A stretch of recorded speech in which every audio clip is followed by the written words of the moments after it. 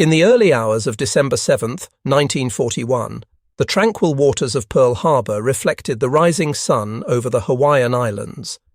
Within minutes, that peace shattered as Japanese aircraft descended from the skies in wave after wave, unleashing devastation upon the United States Pacific Fleet anchored below. Battleships erupted in flames, steel twisted and groaned under the impact of bombs and torpedoes, and more than 2,000 American sailors perished in the surprise assault.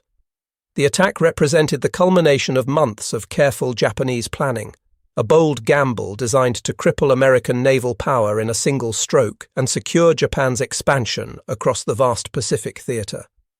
In the aftermath of Pearl Harbor, the Empire of Japan appeared unstoppable.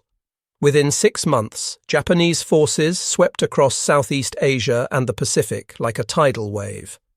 Singapore, the supposedly impregnable British fortress, fell in what Winston Churchill called the worst disaster in British military history. The Philippines surrendered after desperate fighting, forcing American and Filipino forces into the horrific Bataan Death March. Hong Kong capitulated. The Dutch East Indies, with their precious oil reserves, came under Japanese control. Japanese submarines prowled as far west as the Indian Ocean, threatening the vital sea lanes that connected Britain to India and the Middle East. Across Asia, colonial powers that had dominated for centuries found themselves humiliated and defeated by this rising Asian empire. Yet amid the wreckage at Pearl Harbor, 3 American aircraft carriers had escaped destruction purely by chance. Enterprise, Hornet, and Yorktown were at sea on December 7th, spared from the bombs and torpedoes that shattered their battleship counterparts. These 3 vessels, along with their escorting cruisers and destroyers, represented virtually the only significant striking power remaining to the United States in the Pacific. The Japanese High Command understood that these carriers posed the single greatest threat to their newly conquered empire. Without them, America would be unable to project power across the vast distances of the Pacific Ocean. The Japanese admirals knew these carriers had to be eliminated. Imperial Japanese Navy headquarters devised an ambitious operation. They would seize Midway Atoll, a tiny speck of coral and sand lying more than 1,000 kilometers northwest of Hawaii. Midway held strategic importance far beyond its diminutive size. From its airfields, planes could threaten the Hawaiian Islands themselves. More importantly, Japanese planners believed the Americans would be compelled to defend Midway with everything they had, including their precious carriers. Once the American fleet sorted to defend the atoll, the full weight of Japan's carrier-striking force would fall upon them in a decisive battle that would crush American naval power once and for all.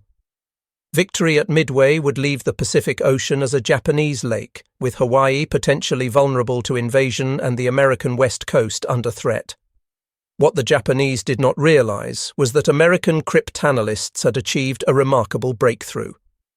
Working tirelessly at Station Hypo in Pearl Harbor, Commander Joseph Rochefort and his team had cracked the Japanese naval code designated JN-25.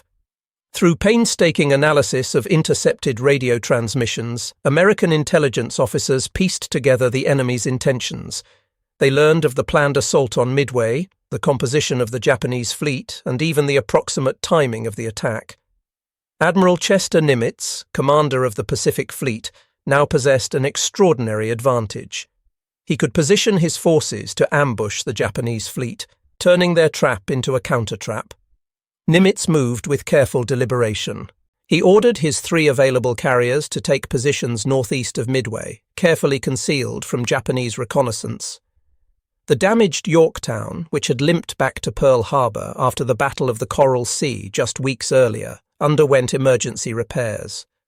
Welders worked around the clock, patching holes, restoring systems, and making the carrier seaworthy enough for one more battle. Within an incredibly short time, Yorktown rejoined the fleet, her crew exhausted but determined. Enterprise and Hornet, under the tactical command of Rear Admiral Raymond Spruance, formed one task force. Yorktown, flagship of Rear Admiral Frank Fletcher, constituted another. Together, they represented America's last desperate hope.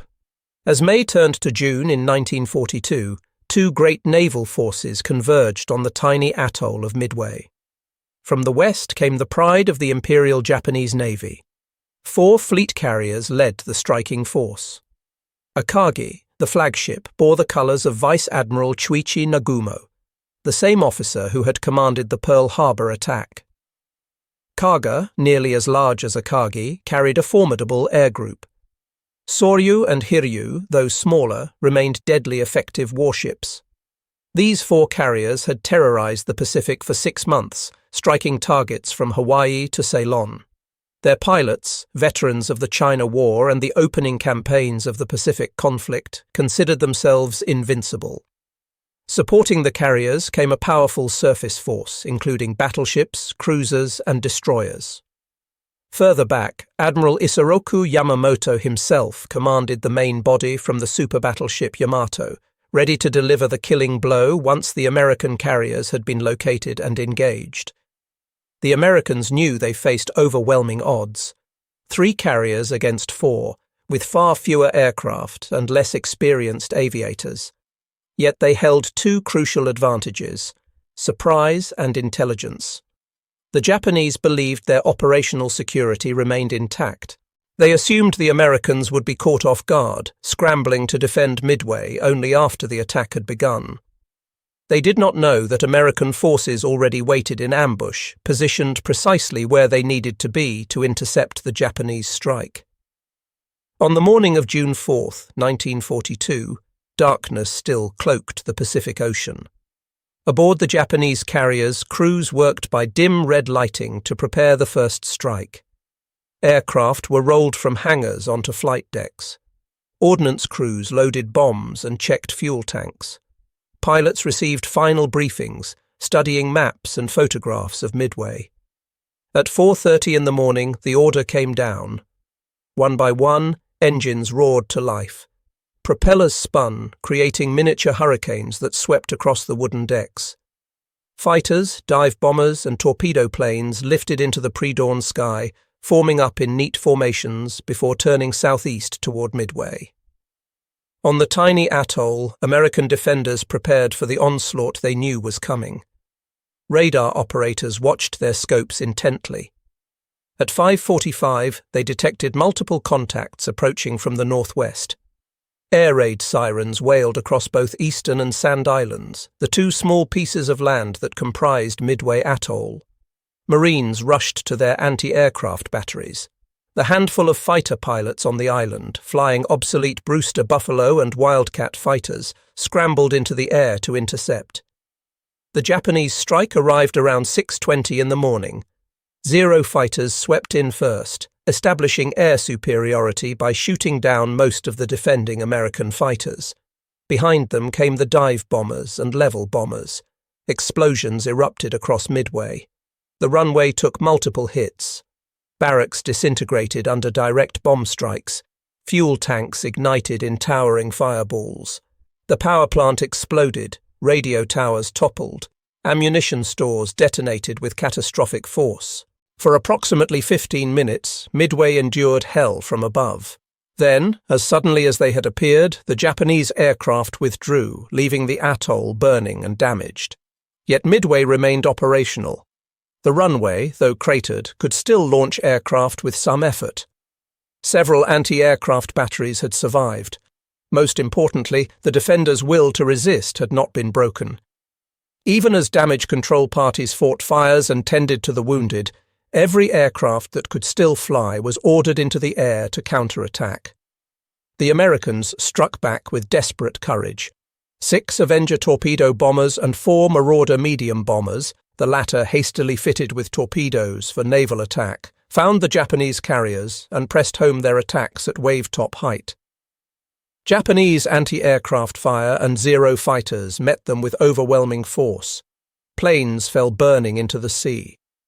Those that survived long enough to launch their torpedoes watched in frustration as the Japanese carriers, with their superior maneuverability and alert crews, dodged every single weapon. One damaged Marauder, its pilot either killed or incapacitated, nearly crashed into a Kagi's flight deck in what would have been an accidental kamikaze attack months before that tactic became official Japanese doctrine. The bomber missed by mere meters before plunging into the ocean. More attacks followed. Marine dive bomber squadrons from Midway, led by Major Lofton Henderson, attempted to strike the carrier Hiryu.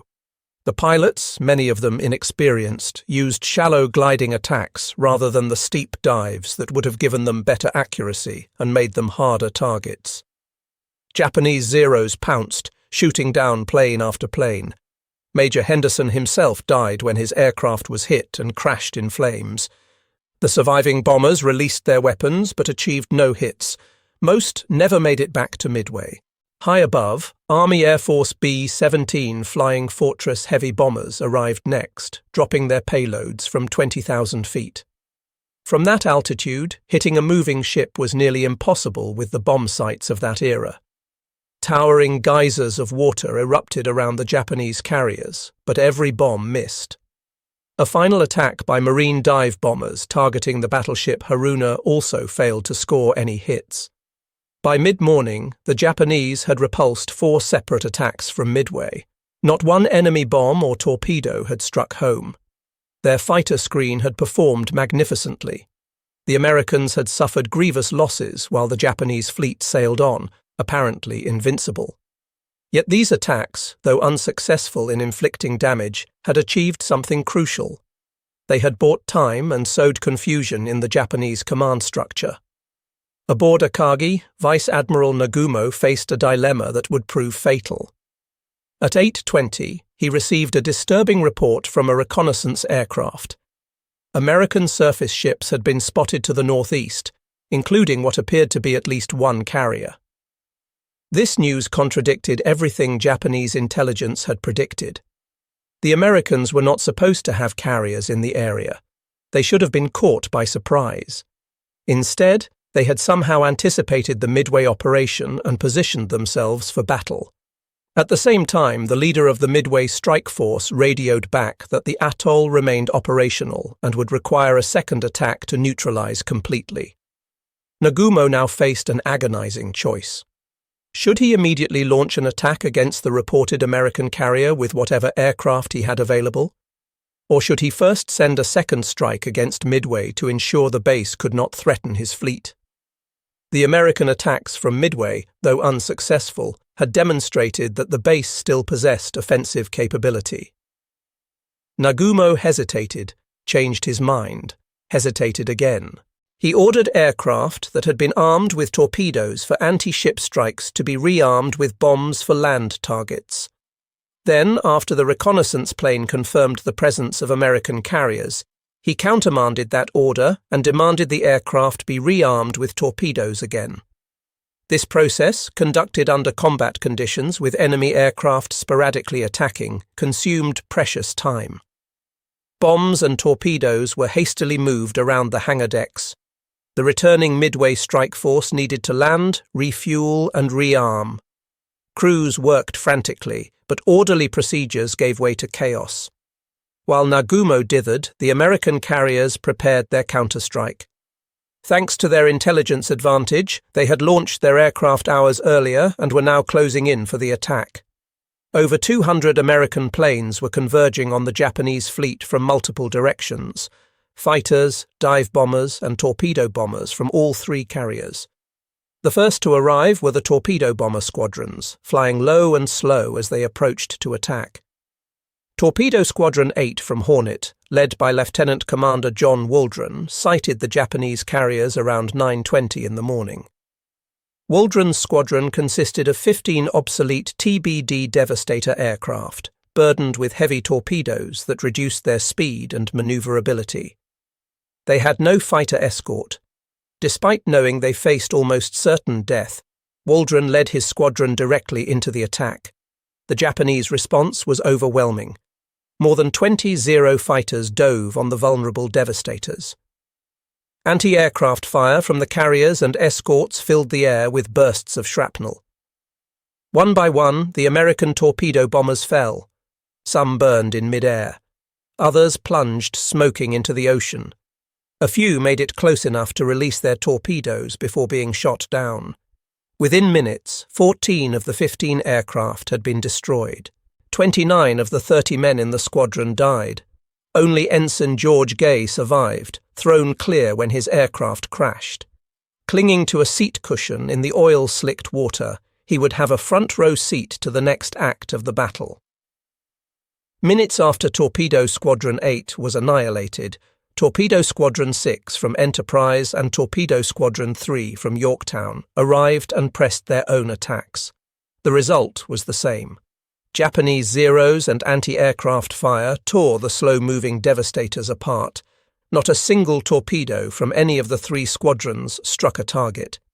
In less than an hour, 41 torpedo bombers had sorted against the Japanese fleet. 35 were destroyed. Nearly 100 American aircrew died. It appeared to be a catastrophic defeat. Yet their sacrifice was not in vain. The torpedo attacks had forced the Japanese fleet to take violent evasive maneuvers, breaking up their formation. More critically, the attacks had drawn the Japanese fighter cover down to low altitude, where the Zeros were busy slaughtering the torpedo bombers. This left the airspace at higher altitudes virtually undefended, precisely where the American dive bombers were approaching. The dive bomber squadrons from Enterprise, led by Lieutenant Commander Clarence Wade McCluskey, had been searching for the Japanese fleet for some time.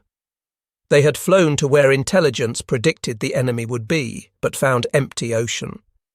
With fuel running low, McCluskey faced a terrible decision: turn back toward the carriers or press on a few more minutes in hopes of locating the target. He chose to continue searching. Then he spotted a lone Japanese destroyer racing across the water, trailing a white wake. McCluskey made an intuitive leap.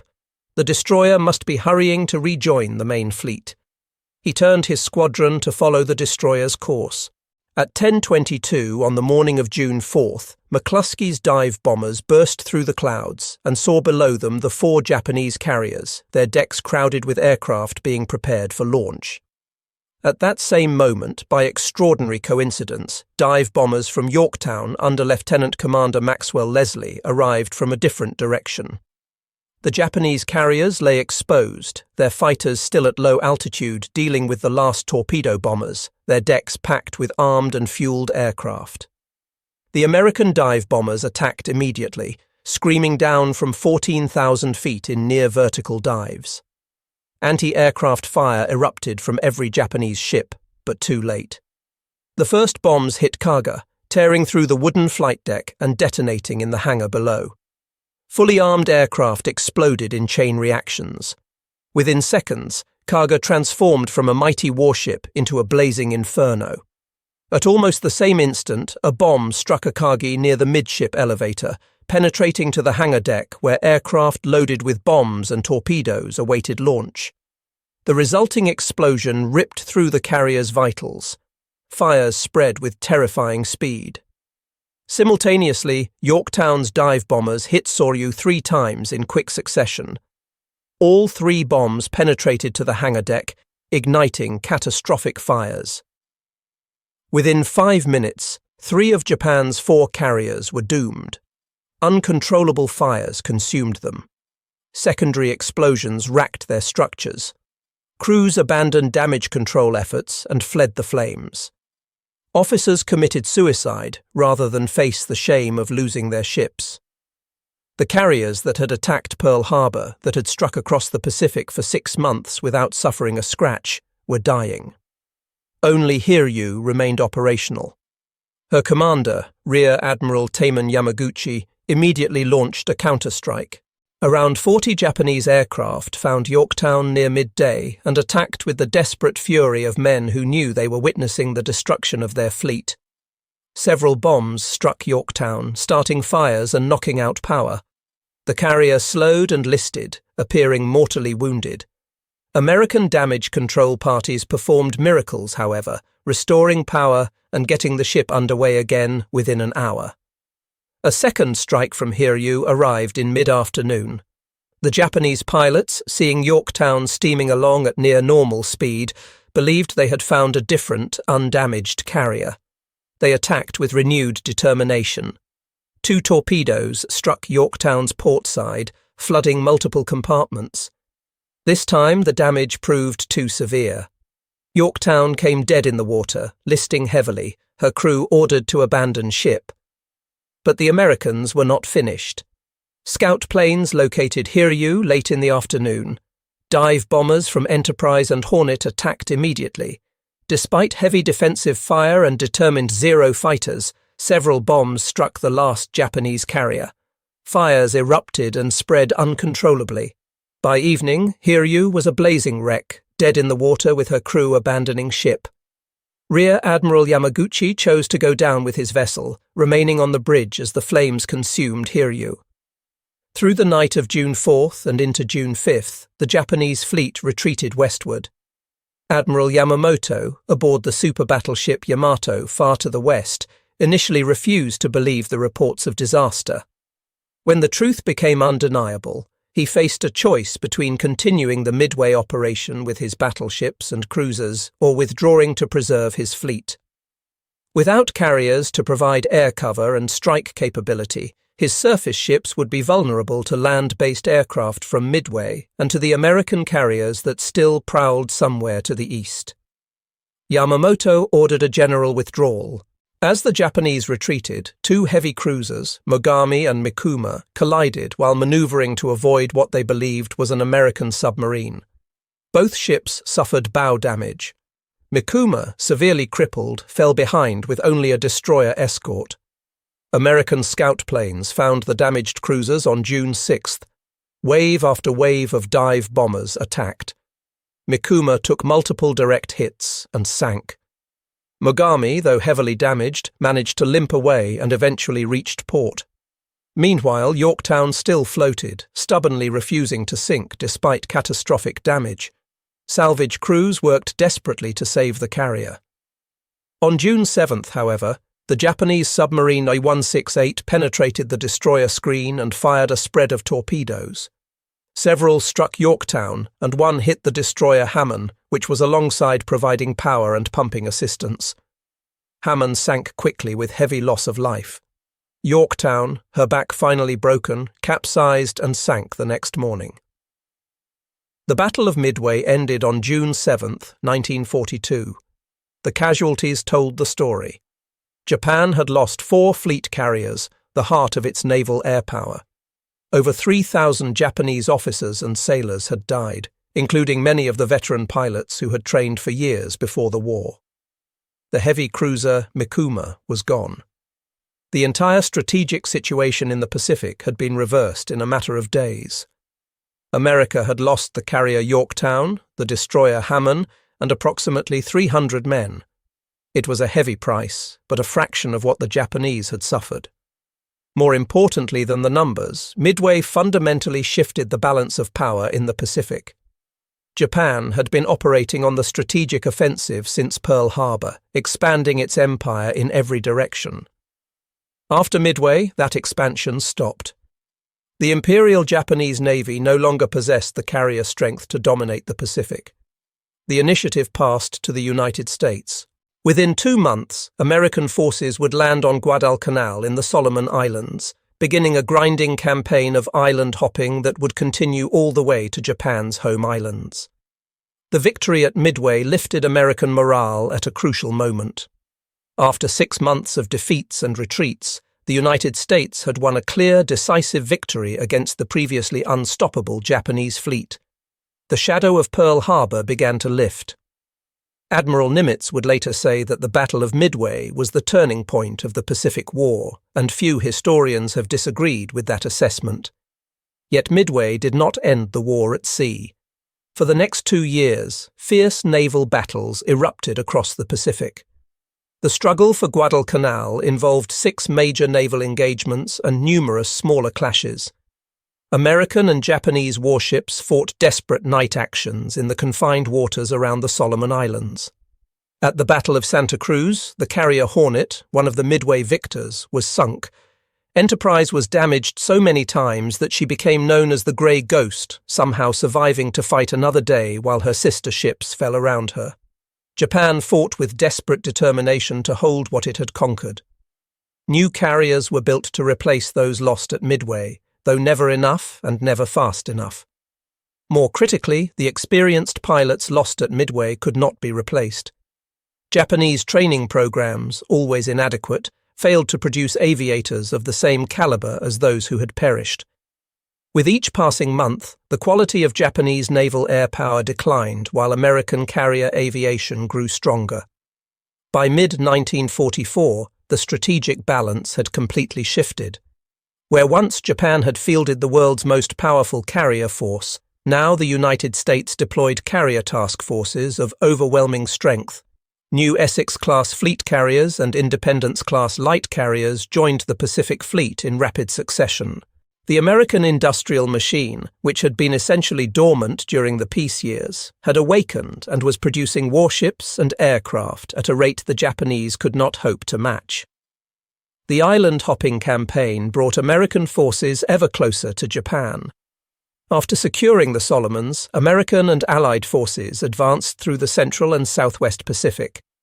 The Gilbert Islands fell, then the Marshalls.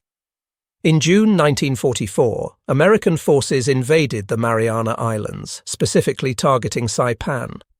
The loss of Saipan would be catastrophic for Japan.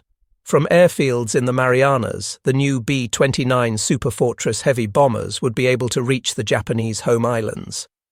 For the first time, Tokyo and Japan's other major cities would come under sustained strategic bombing. The Japanese High Command understood the dire implications. If Saipan fell, the war was effectively lost. They determined to stake everything on one last desperate gamble to turn the tide. The Imperial Japanese Navy would sortie its remaining carrier strength, join battle with the American fleet, and in one decisive engagement destroy American naval power much as Japan had done to the Russian fleet at Tsushima in 1905. It would be, they believed, the decisive battle that Admiral Yamamoto had always sought. Admiral Ozawa Jisaburo commanded the Japanese carrier force. He assembled 9 carriers with approximately 500 aircraft. Supporting the carriers came 5 battleships, 13 cruisers, and numerous destroyers. Additionally, about 300 aircraft based on nearby islands would support the carrier air groups. On paper, it appeared to be a formidable force.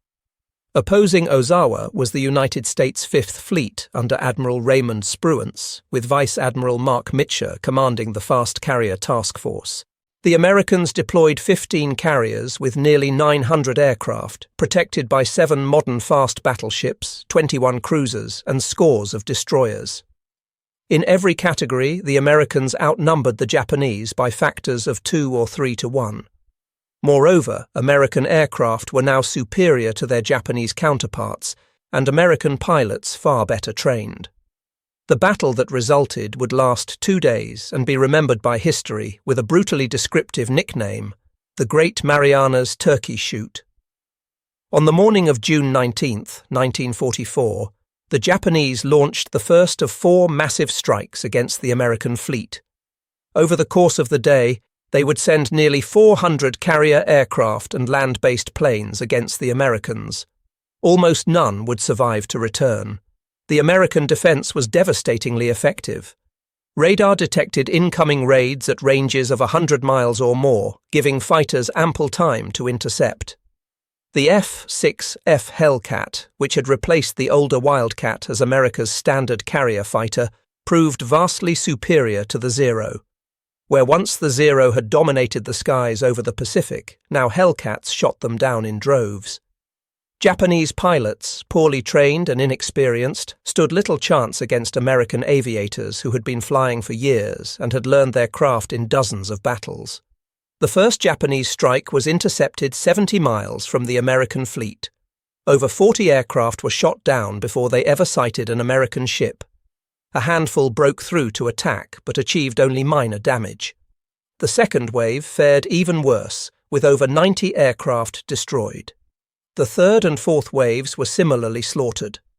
By the end of June 19th, the Japanese had lost approximately 330 aircraft, virtually their entire carrier air strength, while shooting down only about 30 American planes. While the air battle raged, American submarines struck devastating blows beneath the waves. The submarine Albacore torpedoed the flagship Taiho, newest and most advanced of the Japanese carriers. Though the initial damage seemed manageable, poor damage control decisions led to fuel vapours spreading throughout the ship. Hours later, a spark triggered a catastrophic explosion that ripped Taiho apart. She sank with heavy loss of life. The submarine Kavala found and torpedoed Shokaku, the veteran carrier that had participated in Pearl Harbor. Multiple torpedoes broke Shokaku's back, and she went down with over 1,200 men. On June 20th, American aircraft located and struck the retreating Japanese fleet. The carrier Hyo was torpedoed and sank. Several other carriers were damaged. Japanese losses for the two-day battle were staggering. 3 fleet carriers sunk, over 400 aircraft destroyed, and thousands of men killed. American losses were minimal. Damage to 1 battleship, approximately 100 aircraft lost mostly to operational accidents, and a few hundred casualties. The Battle of the Philippine Sea destroyed Japanese naval aviation as an effective fighting force. After June 1944, Japan would never again be able to challenge American control of the Pacific skies. The Japanese Navy still possessed carriers, but they had no aircraft to fly from them and no trained pilots to fly those aircraft. 4 months later, when the Japanese carriers sortied for the Battle of Leyte Gulf, they would sail essentially empty, serving merely as bait to lure the American fleet away from the main action. By October 1944, American forces stood ready to liberate the Philippines. General Douglas MacArthur, who had been forced to flee the islands in early 1942, had promised, "I shall return." Now he prepared to make good on that promise. On October 20th, American forces landed on the island of Leyte in the central Philippines. For Japan, this represented an existential threat. The Philippines formed a crucial link in the sea lanes connecting Japan to its conquered territories in Southeast Asia. Japanese forces in the Philippines could threaten those sea lanes. Moreover, if the Philippines fell, Japan would be cut off from the oil of the Dutch East Indies, the rubber of Malaya, and the other resources that sustained its war effort. Tokyo determined to commit virtually every remaining warship to a desperate counter-offensive. The plan was complex, involving multiple forces converging on Leyte Gulf from different directions. Vice Admiral Takeo Kurita would lead the powerful center force, built around the super battleships Yamato and Musashi, through the San Bernardino Strait north of Leyte. Simultaneously, Vice Admirals Shoji Nishimura and Kiyohide Shima would bring separate forces through Surigao Strait to the south. These surface forces would converge on the American invasion fleet in Leyte Gulf and destroy the transports and supply ships, cutting off the American troops ashore. To distract the main American fleet, Vice Admiral Ozawa would lead the remaining Japanese carriers, now with almost no aircraft aboard, on a suicide mission to the north. The carriers would serve as bait to lure Admiral William Halsey's powerful Third Fleet away from Leyte, leaving the invasion forces vulnerable to attack by Kurita's battleships and cruisers. The Americans deployed 2 main naval forces to defend the Leyte landings.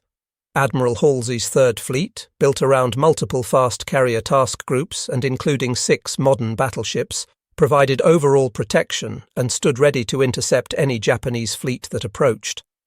Closer to shore, Vice Admiral Thomas Kinkaid's 7th Fleet, consisting mainly of older battleships, cruisers, destroyers, and escort carriers, directly supported the landing forces.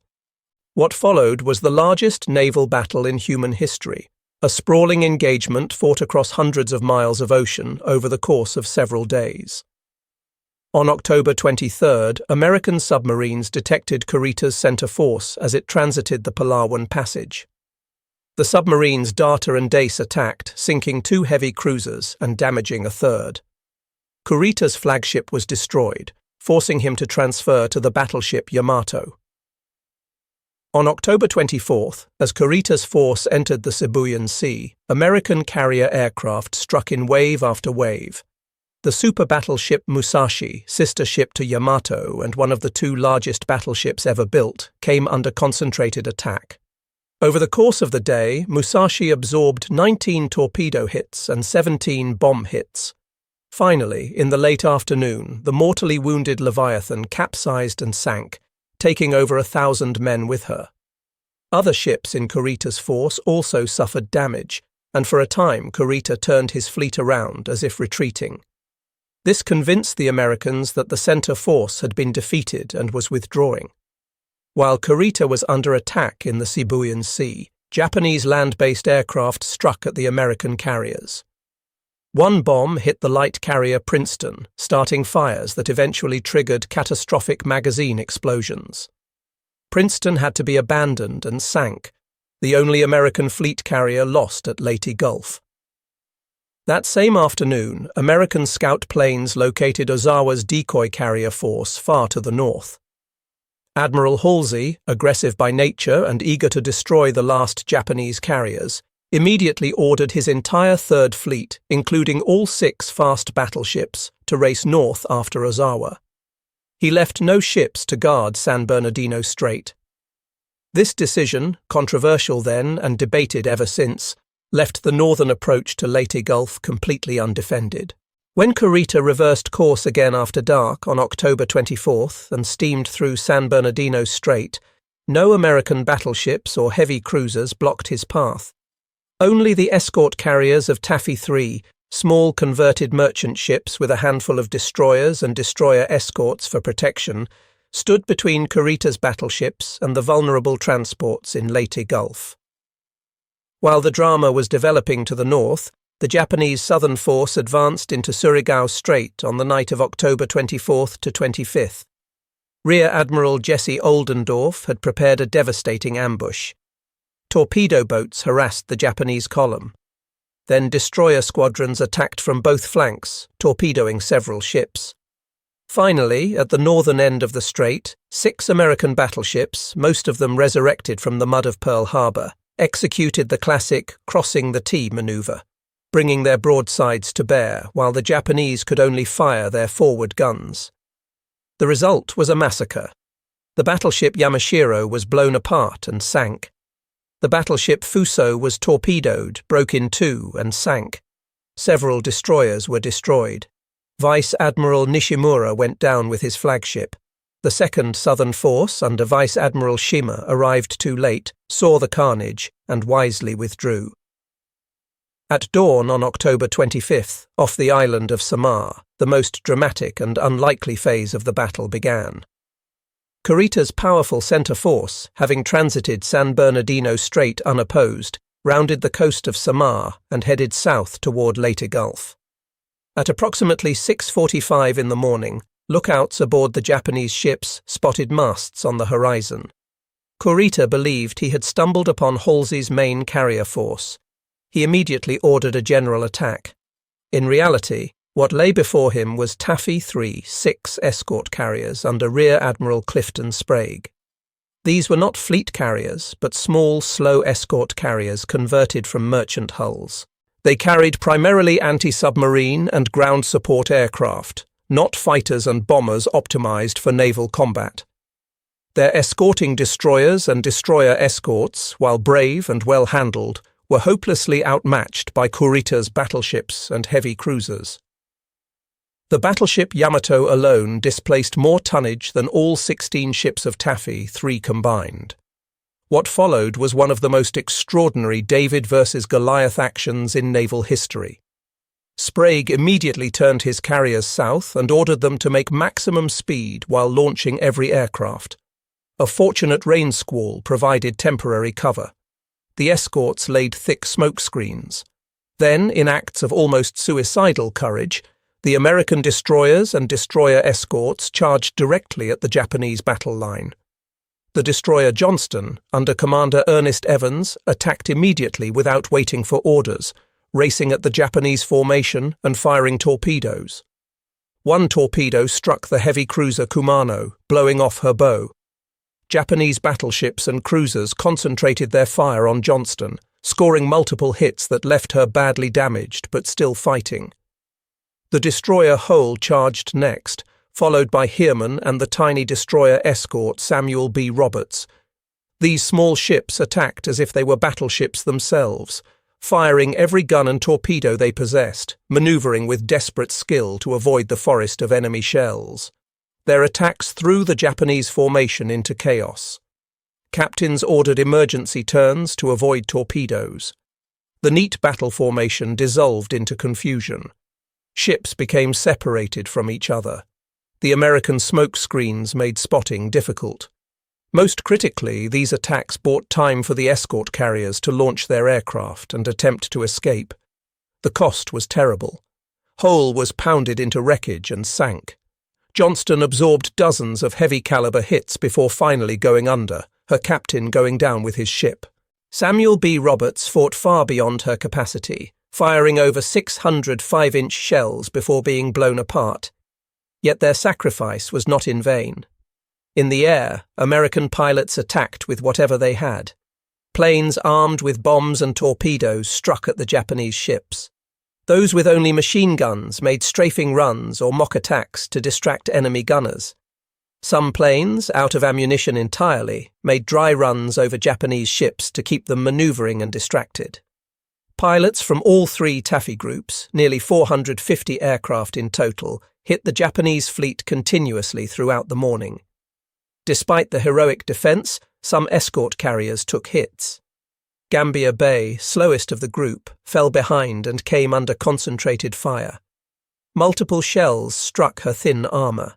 At 8:50 in the morning, she capsized and sank, the only American carrier ever sunk by naval gunfire.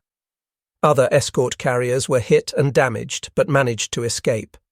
Then, inexplicably, at around 9:20 in the morning, Kurita ordered his ships to break off the attack and turn north. The reasons remain debated. Kurita believed he had engaged Halsey's main carrier force and sunk multiple fleet carriers. His ships were scattered and out of position. Yamato had maneuvered to avoid torpedoes and wound up far from the action. Continuous air attacks had sunk several cruisers and damaged other ships. Messages suggested American carriers were approaching from the north. For whatever combination of reasons, Kurita decided to withdraw. The decision saved the American invasion force. Had Kurita pressed on into Leyte Gulf, he would have found dozens of vulnerable transports packed with supplies and troops. The destruction would have been catastrophic, potentially threatening the entire Philippine campaign.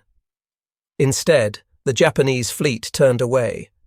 Later that afternoon, believing he was chasing phantoms, Kurita gave up entirely and retreated through San Bernardino Strait. Meanwhile, far to the north off Cape Engano, Admiral Halsey's carriers struck Ozawa's decoy force with overwhelming power. The Americans flew over 500 sorties against the virtually defenseless Japanese carriers.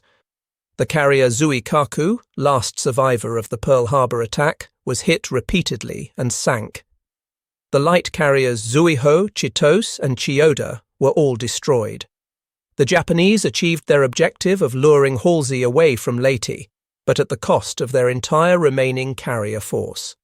The Battle of Leyte Gulf also witnessed another grim milestone. On October 25th, Vice Admiral Takejiro Onishi launched the first organized kamikaze attacks. Suicide aircraft deliberately crashed into American ships, seeking to inflict damage at the cost of the pilot's life. The escort carrier St. Lo was hit and sank, the first ship ever destroyed by an organized kamikaze attack. This desperate tactic would characterize the final months of the Pacific War, as Japan threw away the lives of its remaining pilots in increasingly futile attempts to stem the American advance. When the smoke cleared from the waters around the Philippines, the results were decisive. Japan had lost one fleet carrier, 3 light carriers, 3 battleships, at least 8 cruisers, and a dozen destroyers. Over 10,000 Japanese sailors had died. The Imperial Japanese Navy had ceased to exist as an effective fighting force. Its remaining ships, starved of fuel and stripped of air cover, would spend the rest of the war hiding in port. American losses, while painful, were sustainable. 1 light carrier, 2 escort carriers, 2 destroyers, 1 destroyer escort, and several hundred men. More importantly, the invasion of the Philippines proceeded successfully. Within months, Manila would be liberated and Japanese forces in the Philippines either destroyed or cut off from support. From Midway in June 1942 to Leyte Gulf in October 1944, just 28 months had passed. In that brief span, the most powerful navy in Asia had been systematically destroyed. Japan lost over 20 aircraft carriers, hundreds of other warships, and virtually all of its trained naval pilots. The Pacific Ocean, which Japan had sought to transform into an exclusive Japanese sphere, had become an American lake. Japanese shipping could barely move without being sunk by American submarines or aircraft. The home islands faced starvation as the maritime lifelines that sustained them were severed one by one. For the United States, the transformation was equally dramatic. The nation that had been shocked and humbled at Pearl Harbor had risen to become the supreme naval power on Earth. American shipyards produced carriers, battleships, cruisers, and destroyers at rates that astounded the world. American industry supplied not only the United States military, but also equipped Allied forces fighting on multiple continents. American naval aviation evolved from a small, often obsolete force into the most powerful air arm ever assembled. The human cost of this transformation had been enormous. Tens of thousands of young men on both sides died in the steel inferno of naval combat. They perished when their ships exploded under bomb hits, when torpedoes ripped hulls apart and seawater rushed in, when aircraft fell burning from the sky, or when damaged planes couldn't make it back to their carriers and crews drowned in the vast Pacific. Every statistic represented individual tragedies, families destroyed, potential unrealized, lives cut short. Yet through their sacrifice, the war in the Pacific reached its inevitable conclusion. By early 1945, American forces stood poised to invade Japan itself. The great naval battles were over because Japan no longer possessed a navy capable of challenging American power. The focus shifted to the Bloody Island campaigns of Iwo Jima and Okinawa, and ultimately to the strategic bombing campaign and the atomic attacks that finally brought the war to an end. The three great carrier battles, Midway, the Philippine Sea, and Leyte Gulf, demonstrated how completely naval warfare had changed. At Midway, aircraft from carriers beyond the horizon decided the outcome while the surface ships never sighted each other. The battleship, for centuries the ultimate symbol of naval power, had been relegated to a supporting role. Aircraft carriers now dominated the seas, and control of the air meant control of the ocean. This reality, first glimpsed at Coral Sea and Midway, had been confirmed beyond any doubt by the end of 1944. The lessons learned in these battles would shape naval warfare for generations to come. The importance of intelligence, demonstrated so dramatically at Midway, became a permanent feature of military planning.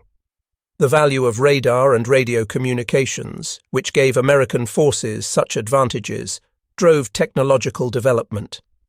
The tactics of carrier warfare, fighter direction, damage control, deck handling, all were refined through hard experience. The courage displayed by men on both sides, from the torpedo bomber pilots who pressed home hopeless attacks to the destroyer crews who charged battleships, set standards of valor that endure. In the end, the Pacific War represented a collision between two very different nations, with incompatible visions for the future of Asia and the Pacific. Japan sought to create an empire, a greater East Asia co-prosperity sphere that would be dominated by Tokyo and supply resources to fuel Japanese industry and military power. The United States and its allies fought to prevent that empire from becoming permanent, to liberate occupied territories, and ultimately to destroy the military power that had launched the war. The naval battles were the means by which these strategic objectives were decided. When Japan lost control of the seas, it lost the ability to defend its empire and ultimately lost the war itself. The transformation of the Pacific from a Japanese to an American sphere of influence would shape the post-war world. American naval dominance, established at such cost between 1942 and 1944, continued through the Cold War and beyond. The United States Navy, forged in the crucible of the Pacific War, became the guarantor of freedom of navigation, the shield behind which global commerce flourished, and the ultimate arbitrator of power on the world's oceans. That dominance traced its origins directly to the battles fought across the Pacific, where American sailors and aviators, many of them barely out of their teens, rose to meet an existential challenge and prevailed through courage, sacrifice, and determination. The story of their victory, from the desperate gamble at Midway through the one-sided triumph in the Philippine Sea to the sprawling chaos of Leyte Gulf, remains one of the most dramatic and consequential narratives in military history,